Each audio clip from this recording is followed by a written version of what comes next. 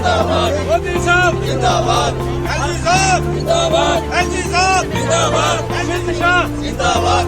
ಮಹತ್ವದ ನಿರ್ಧಾರವೊಂದರಲ್ಲಿ ಶ್ರೀನಗರದಲ್ಲಿ lieutenant governor Shri Manoj Sinha ಅವರ ಅಧ್ಯಕ್ಷತೆಯಲ್ಲಿ ಆಡಳಿತ ಮಂಡಳಿಯು ಪಶ್ಚಿಮ ಪಾಕಿಸ್ತಾನದ ಸ್ಥಳಾಂತರಗೊಂಡ ಜನರು ಮತ್ತು 1965ರಲ್ಲಿ ಸ್ಥಳಾಂತರಗೊಂಡ ಜನರಿಗೆ ಹಕ್ಕುಸ್ವಾಮ್ಯ ನೀಡುವುದನ್ನು ಅನುಮೋದಿಸಿದೆ.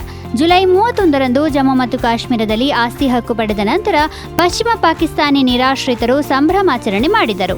ಈ ಐತಿಹಾಸಿಕ ಕ್ರಮವು ಪಶ್ಚಿಮ ಪಾಕಿಸ್ತಾನದ ಸ್ಥಳಾಂತರಗೊಂಡ ಜನರಿಗೆ ರಾಜ್ಯ ಭೂಮಿಯಲ್ಲಿ ಮಾಲೀಕತ್ವದ ಹಕ್ಕುಗಳನ್ನು ನೀಡುವ ಮೂಲಕ ಅವರ ವಿರುದ್ಧದ ದೀರ್ಘಕಾಲದ ತಾರತಮ್ಯವನ್ನು ಕೊನೆಗೊಳಿಸಿದೆ.